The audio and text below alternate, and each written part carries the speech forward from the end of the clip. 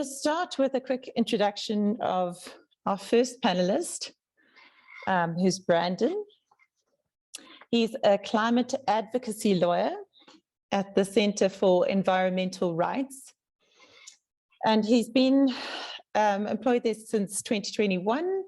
He became aware of the extent of the environmental crisis in the early 2000s, which led him to introduce climate change response and general sustainability initiatives into the organizations he was leading at the time.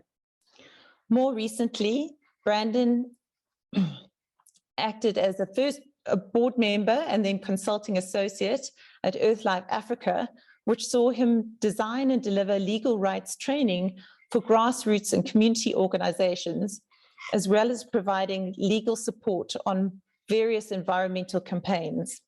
At CER, he focuses on climate change advocacy around a wide range of policy and practice, engaging with government, communities, climate justice movements, and various sectors. So welcome, Brandon.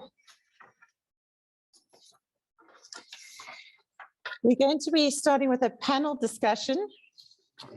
So I'll have some questions for Brandon to introduce the conversation to you. And I'm going to ask Brandon to start with discussing with us, what is the climate change bill saying? Is it clear? Is it understandable? Can you introduce the topic for us? Welcome, Brandon. Thanks, Ellen, and hi, everyone. Good to see all of you here, and hopefully we can help shed light on this. To answer the question, looking at the climate change bill and transparency and access to information, it helps us to look at the scope of the climate crisis. And to be clear, it's not just a climate crisis that we're in, but we're in a social crisis, an economic crisis, a biodiversity crisis, health, food, water crises, and all of these kind of interweave with each other and are profoundly sort of based on the same issues that are causing the climate crisis. And climate change just happens to be the kind of leading symptom here. Conversely, if we manage to address the climate crisis adequately, we can go a long way in terms of addressing all the other crises I mentioned. The nature of the climate crisis is such that it requires an all of society response. If you look at the breadth of it, from mitigation on the one hand, from the very centrally defined emissions reduction targets, all the way through to the trickle down of those targets in the pursuit to decarbonize, through to the adaptation, right down to basically looking at individual dwellings that might be situated on a floodplain. Everybody is impacted, everybody has to get involved. And in order to do that, you need access to information. Without information, we can't make choices, we can't make decisions, take actions, and we can't engage in collective problem solving, which is why information is so important. It so happens that often civil society tends to do some of the policing with these things, holding emitters to account, holding government to account. But it goes beyond that. Every community, every business, every sector is going to be impacted, and again, needs information to be able to do that adequately. So we need information on targets. How are emissions reduction targets actually derived? What were the considerations? What was the science used? What political influences are there in that process? We need to know how we are progressing in terms of emissions reductions, what carbon budgets have been allocated, are there any exemptions to those carbon budgets, are emitters complying with the carbon budgets, sectoral emissions targets, which are another mechanism that the bill uses. We also need to understand how those are derived. We've got a certain amount of carbon that we as a nation can still go through in order to keep within certain limits. And how is that allocated? Is it allocated to the electricity generation industry, which is quite easy to decarbonize, and perhaps at the expense of other sectors which are a bit more difficult to decarbonize? So we need to look at the social value of burning that remaining carbon budget. And again, we need transparency and access to information to be able to do that. In terms of adaptation, we need to know what risk and vulnerability assessments have been performed, what have the regulators and the custodians of the Eventual Climate Change Act decided are going to be the impacts, and what measures are they expecting to take. Again, because those decisions impact everybody, so we need to know what is being planned and what is going to be implemented so that we can all again come on board and make the right decisions. We need to know what the real state of the climate impact is. We need to know what the impacts are on our food systems, on our ecosystems, et cetera, We need to be told the truth of where we're at in this crisis, again, to make adequate decisions. Climate financing is a critical component of our climate response. We need to know what that financing looks like, what the deals are, what the terms and conditions are, what the concessions are, what we are getting ourselves into when we accept climate finance and how it's going to be used. We need to know what is happening within the private sector. Some of the more progressive climate change legislation around the world actually compels the private sector to report on climate risks. So that again allows for an all of society approach. The bill as it stands is very weak. When we look at what those needs are and some of those, what could be in terms of the provision of information, this bill does not come anywhere near that. The bill itself basically says that any information that is provided to the Minister of the Environment or the department can be or should be made available subject to the Promotion of Access to Information Act and subject to the Protection of Personal Information Act. So that's not very open if you think about it. Firstly, the one issue is that it says that information made available to the minister. So in other words, information generated by the minister or the department is not subject to this provision that the information should be made available. Secondly, bringing the Promotion of Access to Information or PIA Act into this, as well as the POPIA Act, potentially creates limitation. Access to information is a constitutional right, but in terms of the PIA Act, certain information can be withheld, for example, if the holder of that information deems it to be commercially sensitive. So one can imagine a situation where emitters might decide to bring that in as a defense in order to not make the information available, and that in turn creates hoops for civil society and other stakeholders to jump through. In terms of similarly the promotion of or the Protection of Personal Information Act, there are again conditions that come into being, and essentially people need to give consent for their information to be processed in various ways. And one could see a situation where again emitters or perhaps regulators decide that the information being sought was not what was intended initially, and again giving basically providing defenses and enabling that information to be withheld. And then when that happens, one has to go to court and really use a lot of resources to try and get hold of that information. So by setting a solid framework at the outset to make sure that that information is available proactively and easily, we can go a long way in terms of transparency. We can look at, for example, the Climate Change Act in Peru, which essentially says that all information around climate change needs to be proactively made available to everybody so that they can participate in decision making. So, Elin, I think that's just sort of a background, and let me hand over back to you now. Thanks, Brandon. I think that does set the scene, and you've already started asking answering what my next question was going to be, which was, what are the concerns specifically around transparency related to the bill?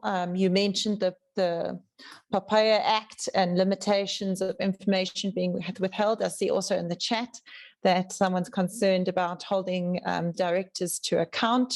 What would you say in terms of transparency are some of the key concerns at the moment?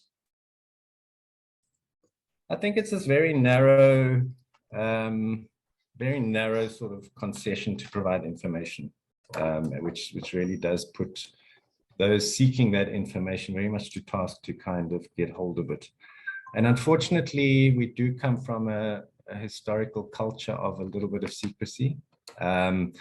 We know from some of the other activist work that we've done, for example, on air pollution, that neither the regulators nor the polluters are very keen to come forward to provide information, which understandably might get them into hot water.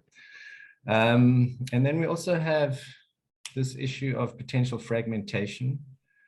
So we've got a situation where the Department of the Environment is the custodian of the Eventual Climate Change Act and is supposed to govern, regulate, and make sure everything happens accordingly. But one of the mechanisms in the bill to kind of manage emissions reductions is the carbon tax. So the idea is that anyone that exceeds their carbon budget will be subject to a higher carbon tax. But the mechanisms that enable that to happen sit with Treasury under the Carbon Tax Act. So already we've got that sort of fragmentation, and we've already seen how those two centers of power, if you like, in terms of policing the act can be a bit fragmented and not come into being. And one of the casualties of that is information, again, doesn't become readily available. There's a third actor here, and that's the Department of Mineral Resources and Energy, which has been appointed as the administrator for the carbon offset system. So the idea of carbon offsets is that you do something that sort of reduces greenhouse gas emissions or sequesters carbon, and that can be set off against your actual emissions. It's a very problematic mechanism, and we're seeing that this is now managed in yet a third center of power. And then between these centers of power, we have a business as usual scenario, which just wants to carry on doing what it does. And if what it does is continues to emit greenhouse gases, we're going to sit with a problematic situation. So having, again, stronger access to information and transparency mechanisms in the bill could help untangle this matrix of role players in the background. Thanks, Brandon. So keeping in the theme of the Climate Ambition to Accountability Project webinar series, the Beyond Promises from Ambition to Accountability, how can we ensure that the bill is not just ambitious, but is actionable and accountable when it comes to transparency and access to information? Thanks, Elin. Yeah, so again, I think the right mechanisms written into the bill at this stage already. The bill is a framework piece of legislation. So the intention there is that it'll really set the context for further regulations to be made. So in a sense, it's hard to evaluate without knowing what all of those regulations actually end up looking like. But at the same time, if it's strongly formulated from the outset and we actually stipulate in there each mechanism that's in the bill, it then has a proviso that says the information or the process shall be made available. I think would definitely go a long way. The bill does provide for a fairly extensive situations for public participation, which is quite promising on paper anyway. But we also know that public participation is not often implemented in the spirit in which it's intended. So, to go through public participation as a form of tick box does not really end up eliciting the kind of transparency that we need. Whereas public participation done properly, whereby different areas are visited, whereby technical information is made simple, whereby interested and affected parties are actually empowered to understand the issues, where spaces are created where conversations can be held properly, where translators and interpreters are knowledgeable and active.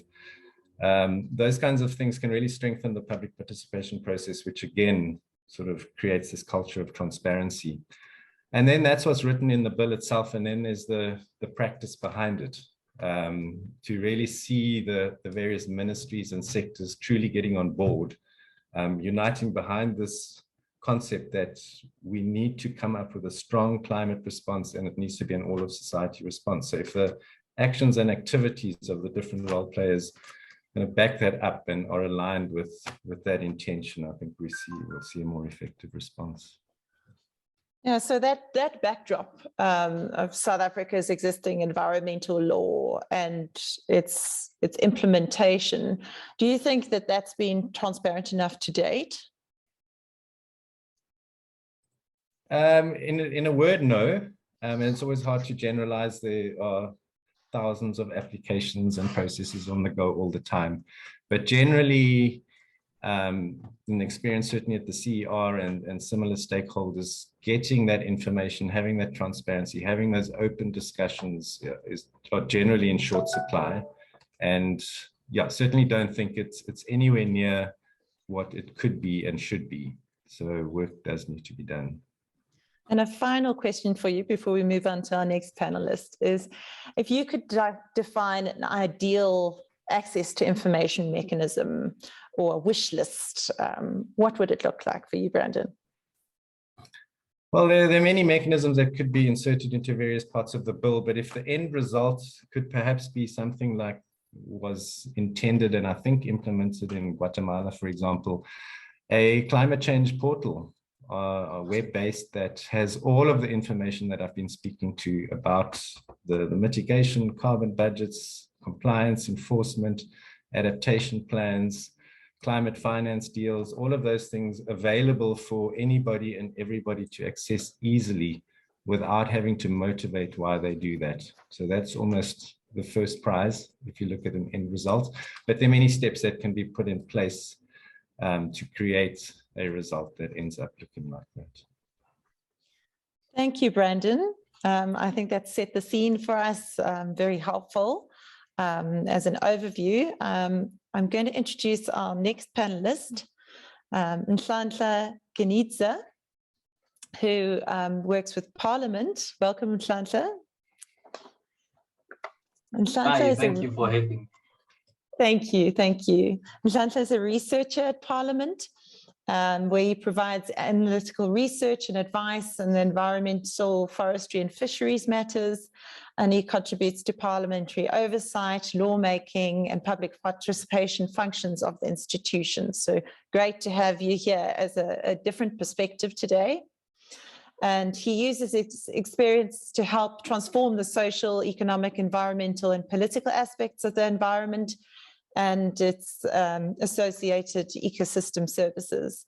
So the primary focus is on finding practical ways to achieve sustainable development in rural communities, inclusive governance and reforms that improve the livelihoods, well-beings of humans and their surroundings. And as part of his ongoing doctorate studies at the University of the Western Cape, he focuses on political economy and governance of small-scale fisheries and how they shape the food security and livelihoods of fishing communities.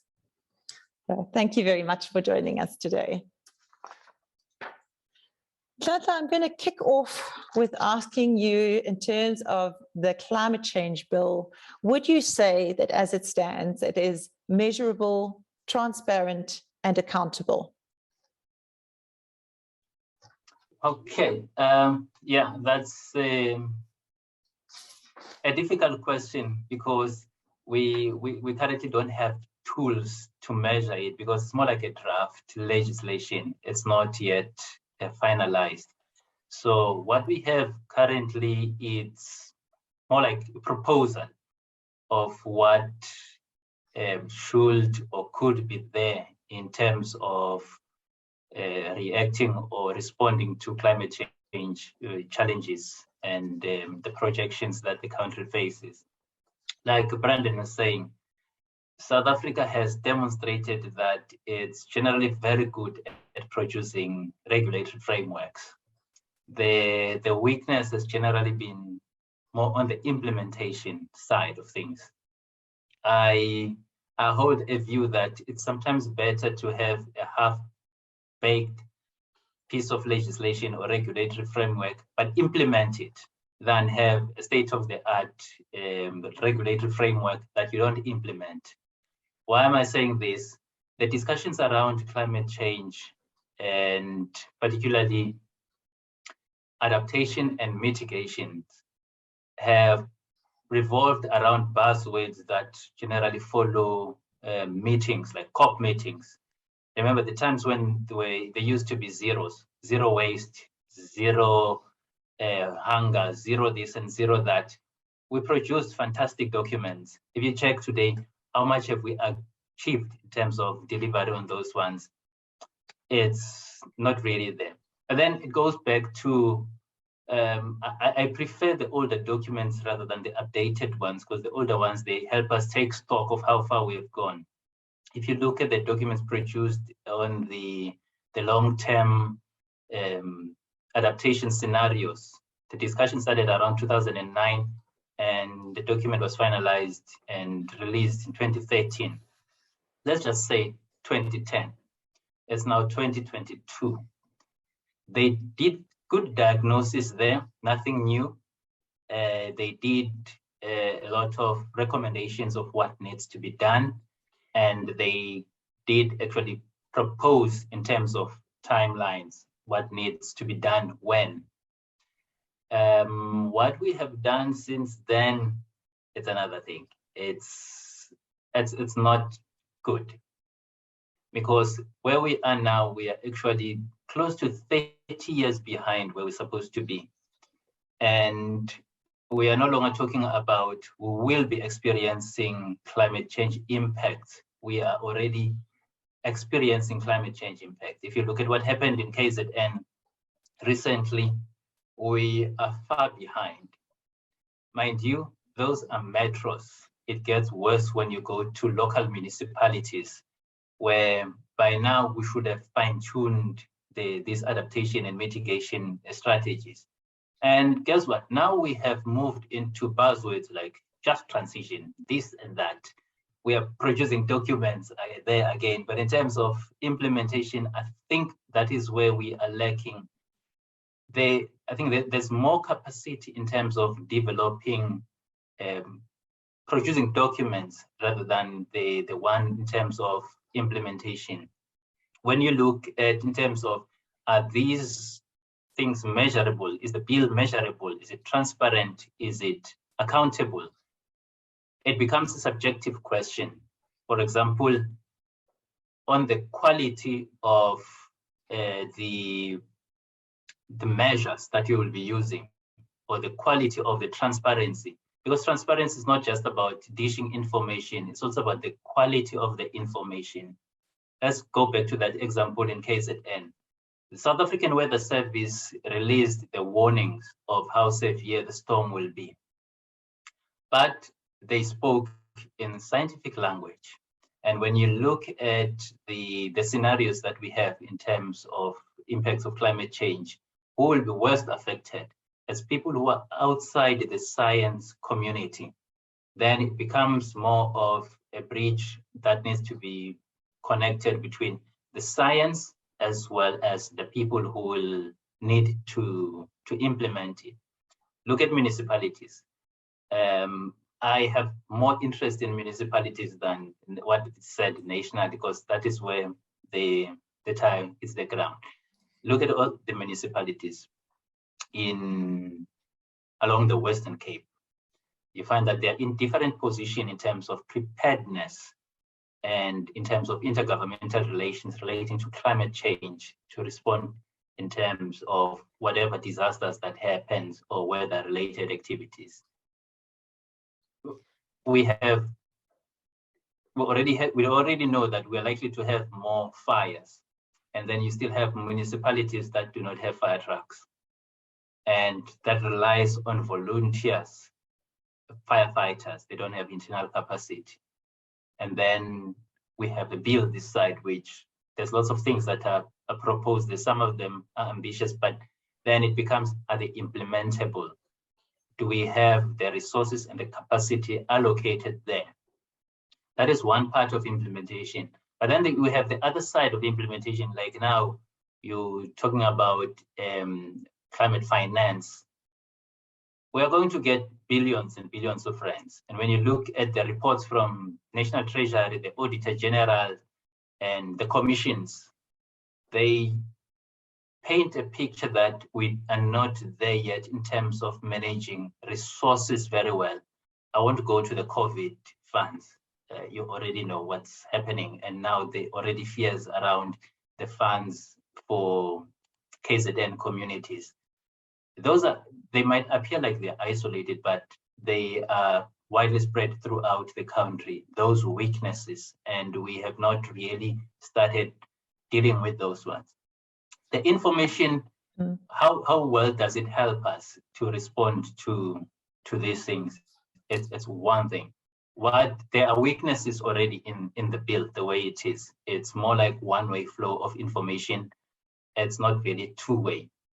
And then it also depends on how involved are we to fine-tune the bill, because it's not yet finalized. To fine-tune it, to have the parts that will speak to accountability, transparency, as well as the time related to that. Because, for example, there are talks about we're going to have a dashboard where all these indicators and indices will be listed, including the emissions and the commitments, so that we have something like a bar that will be telling us we are halfway in this and that, but where are we with that? So there's still sorry, I think you're already answering what I was going to ask you. So I'm going to pop in my next question here, and you can continue to answer, which is around what mechanisms are in place to ensure that the climate change bill is responsive to the climate crisis. And you've been talking about the importance at the municipal level, at the local level, and working across these levels, and some of the tools that you have and ways of getting information, so it's not just one way. What would you say are some of the mechanisms that are in there already to help us make sure that it does respond to the climate crisis that, as you point out, we're already seeing in places like KZN? Yeah, it's just one thing that we need. It's not really lots of things, but maybe that one thing is loaded. We need active citizens. I will just try to unpack it into few components. A lot of our decisions, unfortunately, the final person to have a say is a political person. It's not really the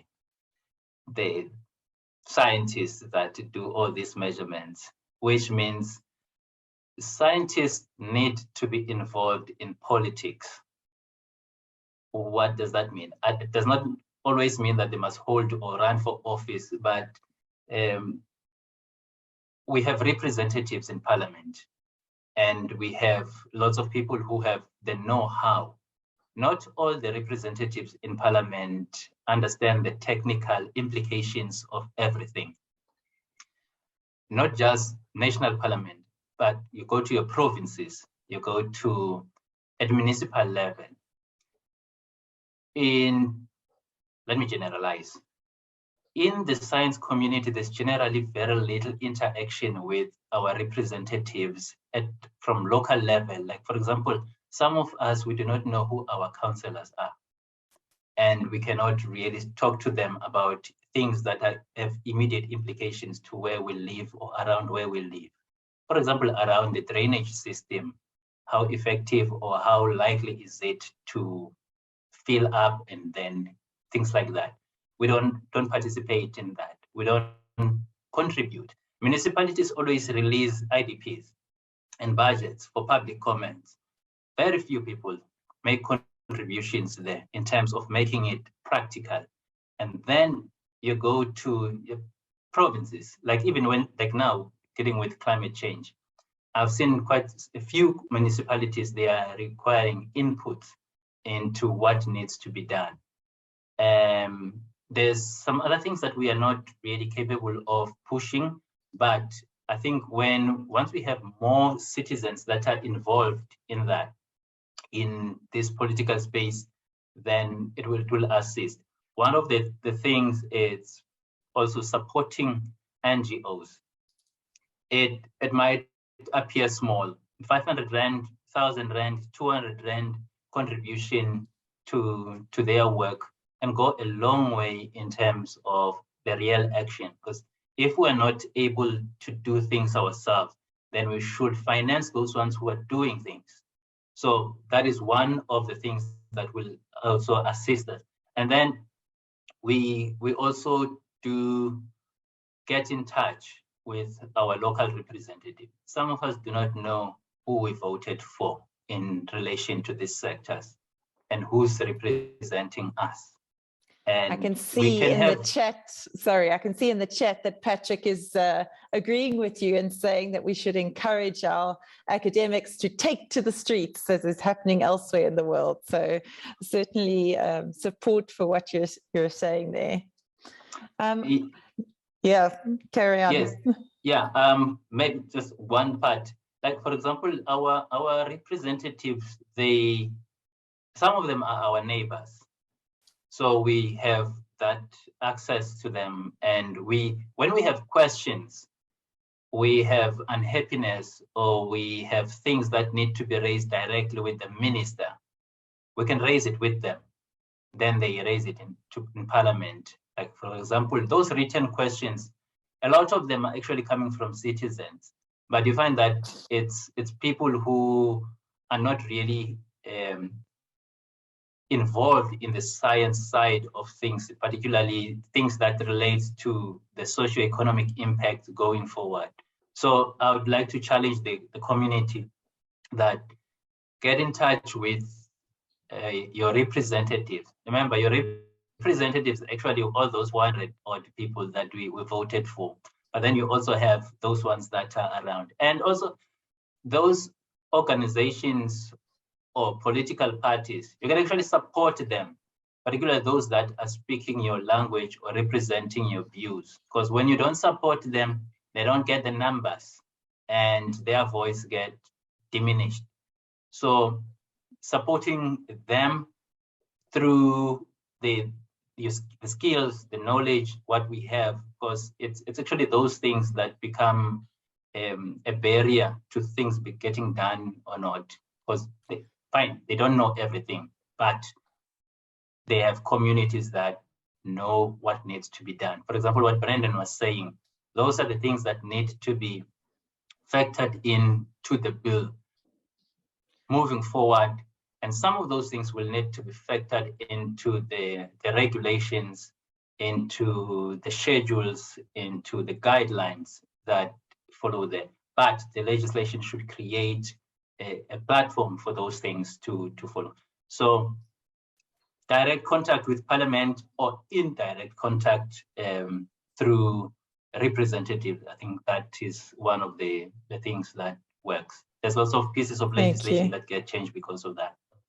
Speaking of pieces of legislation, and you said you like going back to the older documents to see how much progress you've made, would you say that the Climate Change Bill upholds the Constitution as our founding document, in particular our right to access to information and administrative justice? I'm not sure. Let's start with that one. Okay. I'm not sure, because we have history with access to information, and sometimes we use our history to judge things that are not yet fully developed. And from that process, we also have lessons from other past experiences on both sides, let's say from government as well as society in general.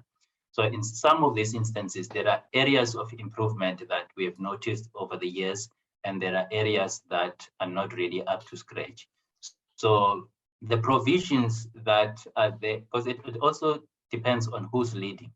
Some of those who are leading the department, they are really passionate, they really want to see things done. And that kind of approach and attitude, it also trickles down to other people who are working with them. So what I can say now is that there's lots of areas that need to be fine-tuned.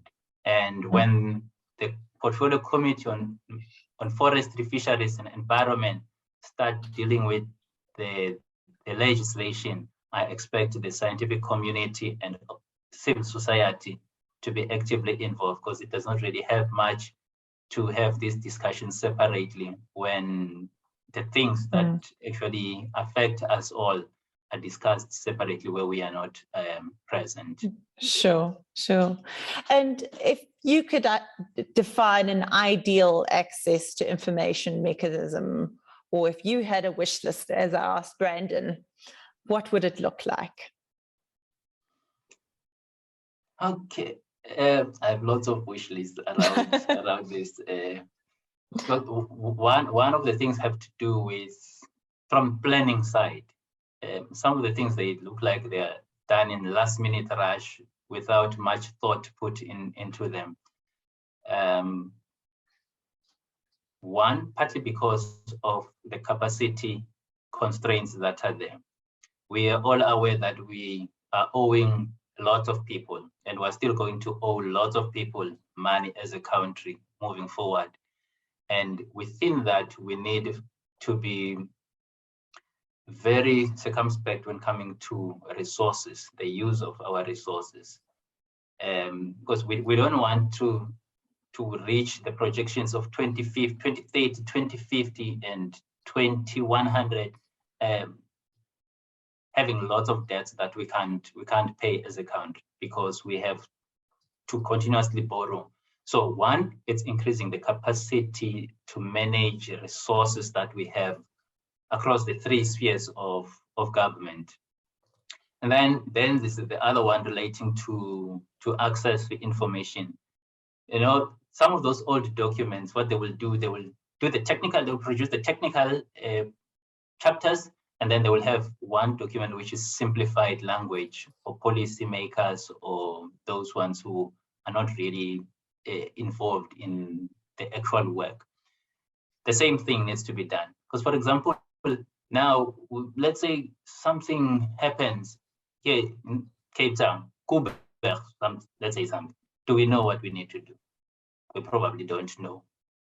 And so the risks associated or the responses that are linked to the risks, they need to be put in a simplified language and what we need to do as civil society. Because, for example, like now, when you look at what happened in KZN, there's lots of shortcuts that were also done in spatial planning, in construction, the approval of those things. So society will need to participate in those spaces. For example, before a municipality approves the construction, there's a general public participation process where we don't participate. So I think we need to be involved in those spaces, but similarly, the information around those things need to be put out there in a simplified and usable way. And yeah, I'd prefer to have people who know what to do, occupying positions of decision making.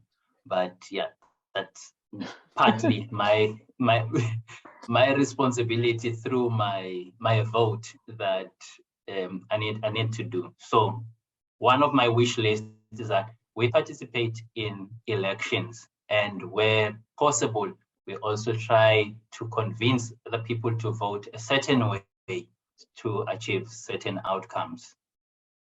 Yeah, thank you for that. Also in the chat, Davile is commenting that local ward councillors need to be trained and supported on these issues, because it's difficult for communities to engage with them when they have no idea what's going on. So I think that's just echoing what you're saying. And thank you very much for those insights. We were hoping to have our next panelist be from a local government perspective, Dorah Marema, who's the head of municipal sustainability. Unfortunately, she's been called away to an urgent meeting dealing with the KZN floods, which are obviously very topical as well, an issue of climate change and our responses to that.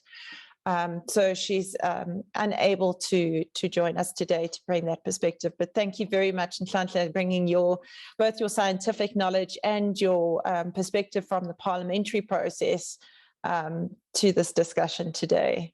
Thanks. So then I will introduce our next panelist to bring us yet another perspective, Ayakha Melithafa. She's the Public Representative and Programs Assistant at the Africa Climate Alliance. So Ayanda is part of this African Climate Alliance, which is a youth-led climate advocacy and action movement-based organization that's organized the climate strike protests in Cape Town in collaboration with more than 1 million youth around the world. She is also the founder of Ayakha Melithafa Foundation, a graduate of the Project 90 by 2030 You Lead initiative, and a commissioner on the Presidential Climate Commission. So that's quite a range of perspectives that you bring for us. That's wonderful.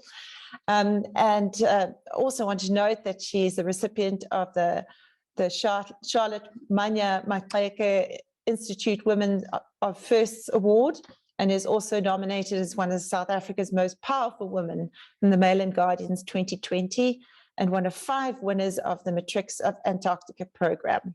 So her activism has seen her represent youth voices from the Global South on various local, provincial, national, and international platforms, including the World Economic Forum in Davos, Switzerland, and COP26. So welcome. Thank you so much for having me. Great, welcome. I want to start with asking you what you think of the current climate change bill from a youth and a civil society organization perspective, because you bring both of those lenses here today, I believe. Yes, from a youth perspective, it seems that it is a promising document, but sadly it doesn't have enough specific detail that can ensure that people are secure when it relates to mitigation and adaptation. What seems that every time as young people, when we get invited to these spaces, we don't get invited as an important representative. We're merely seen as a preamble or an afterthought to all of the procedures that are actually happening.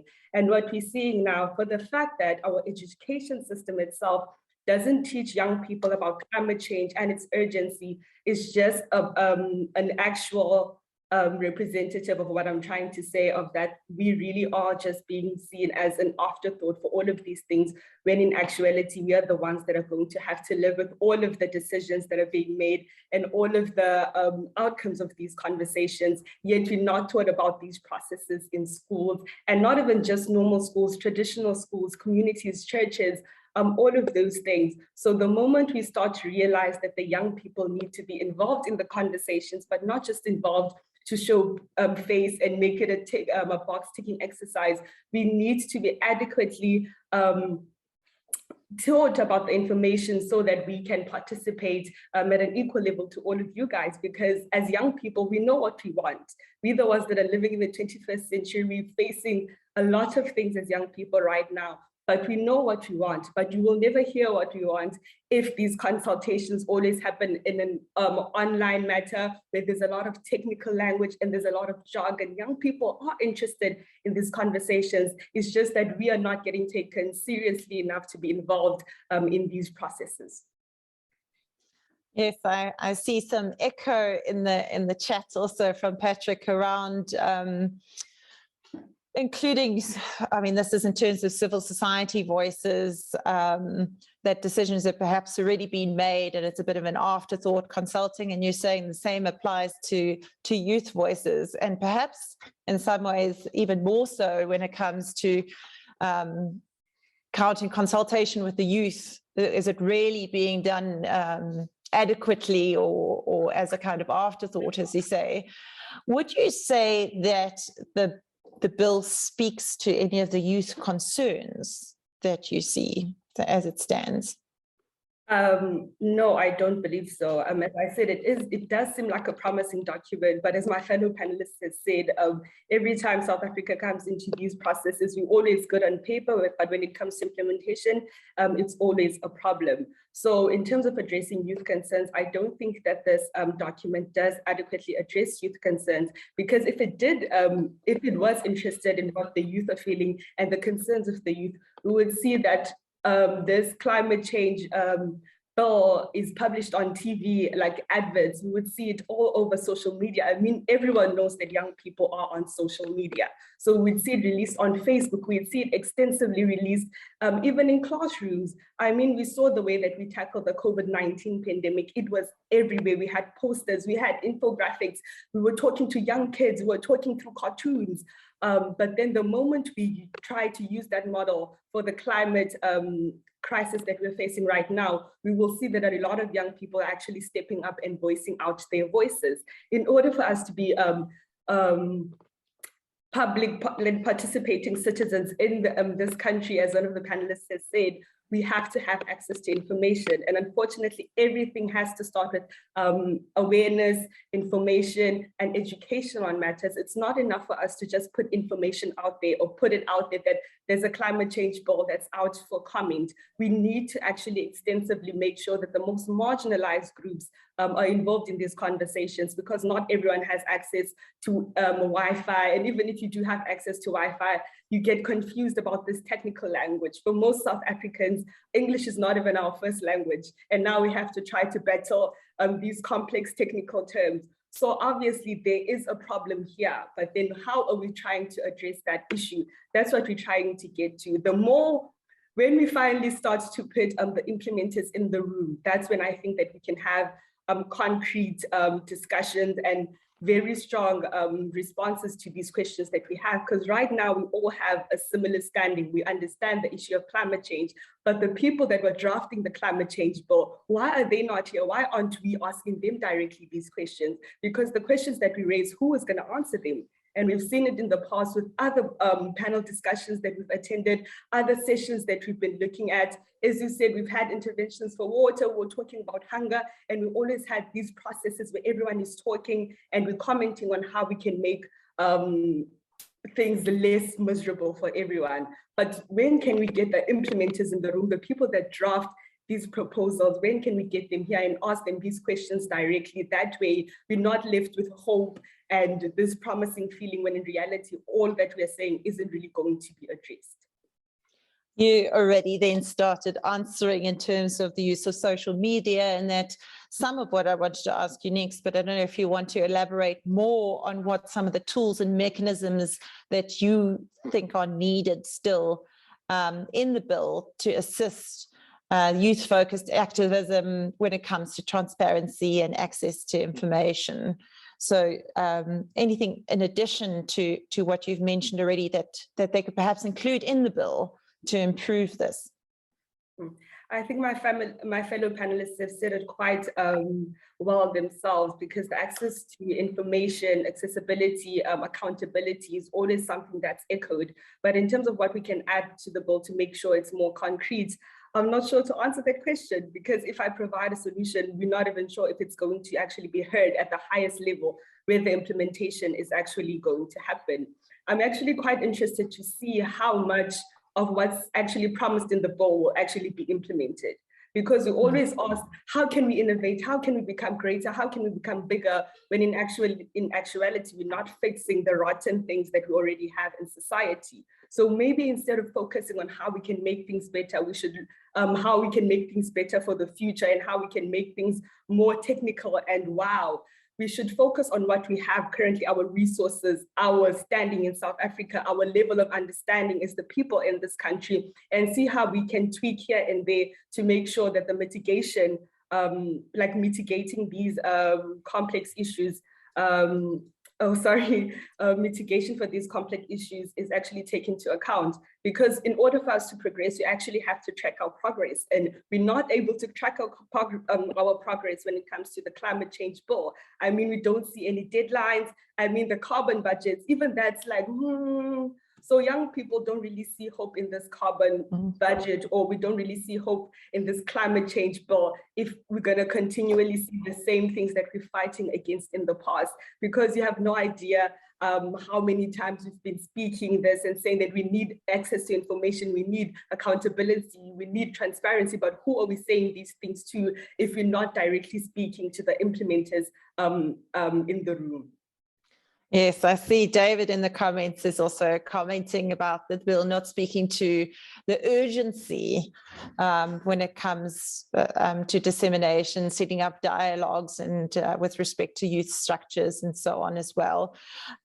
So what would you say your experience has already been in terms of accessing information to protect your rights?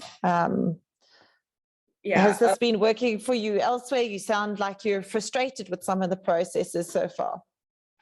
Yes, I am actually quite frustrated. I'm very thankful for NGOs because NGOs have actually been the ones that have been giving young people access to this kind of information. NGOs have been the ones that are holding our hands through these processes, making us understand what the technical language is. So as a young person, I feel like my views haven't been heard on a wide scale. Yes, I've been invited to a lot of platforms to share what the youth feel and what the youth want, but it's very rare that we see that we're actually being listened to. So when it comes to me feeling represented and heard, it's not much out there, but I do commend NGOs for always making sure that young people are capacitated with information and resources to participate in these spaces. Because think if an NGO could make me be able to participate in this space and speak confidently, how many more NGOs can empower more young people in the country to do the same? And that way we'll really start seeing the change that we want to see. Thanks, Ayakha. And what do you think is necessary to enable vulnerable communities to have a voice in climate change adaptation initiatives? So the focus on the adaptation side of the bill. When it comes to those processes, I feel like inclusion from the start of the process. The Presidential Climate Commission has recently been doing community consultations around the country, visiting the most affected groups when we're talking about the just transition framework. And what we've seen in those community consultations that people have a strong voice when it comes to what they want in their communities and what they feel like is necessary for them. So the more we start listening to those voices, but making sure that those people are capacitated with the proper information, even before we go to the consultations, we'll make sure that when they come on the day, we don't hear a lot of people maybe going off topic, maybe speaking about other things and derailing the message. We'll have concrete things that the community needs, because in reality, the people on the ground, they know exactly what we can do to make sure that we move in the sustainable path, but there's something blocking us, and that something is big business. And unfortunately, our leaders still prioritizing profit over people. And sadly, that is really just not beneficial to everyone. We're seeing right now, as you said, one of my colleagues, panelists, is that the floods in KZN were so severe. And it's so weird because people still don't understand what is causing the floods. People are saying it's cyclones. People are saying we're bewitched in KZN. People are not really knowing how to voice out what they're feeling. But then if they were capacitated and they had the information earlier, they would have known to raise concerns, even in their municipalities, to make sure that the drainage systems in KwaZulu-Natal were better so that the water doesn't really be as extreme as it is. That's just a suggestion.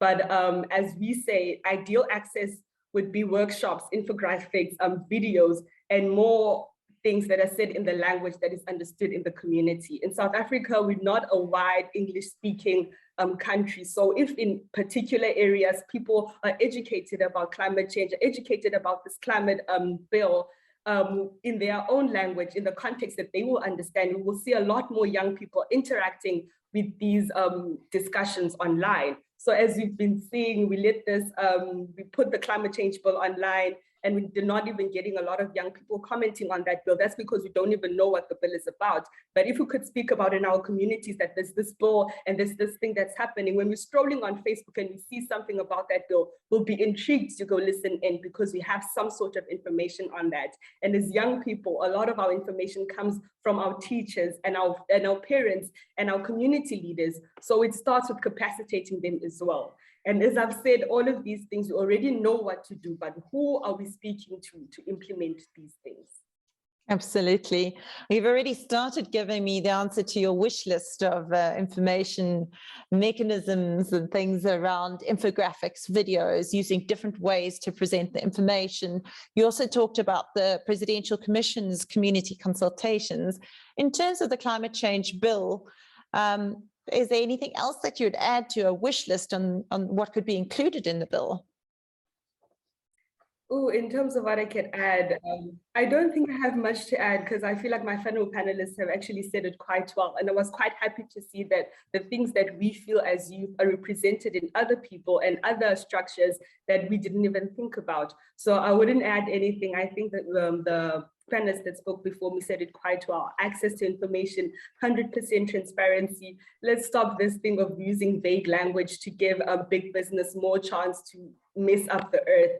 Let's really tackle this thing. Let's take it head on and to make sure that the future generations are protected in this process. Because in actuality, as young people, we're getting quite scared, we're getting quite frustrated, and we're getting quite demotivated to participate in society when every day there's a story after another story of how we're being betrayed, of how our government is acting, of how climate change is affecting us, and how unemployed we are as young people. It's very clear that we have to get education, the education sector, the Minister of Education involved in this discussion to see how we can properly train our young people to participate in the 21st century. We can even use young people as a leverage point because we have fresh minds, we have strength, we have innovation, we have ideas, but that's not being harnessed because we're still living off of a model that's clearly not working in the 21st century when it comes to education. Thank you so much for that insight, Ayakha. I can see there's a lot of lively chat going on in our chat box. Some of it, there were some saying they'd love to have those youth perspectives articulated, but can you speak on behalf of all youth, or are you just one youth voice? And I think this is always a challenge if we want to hear multiple voices, and that you represent a youth voice, but how do we get a range of youth voices involved? So thank you for your insight.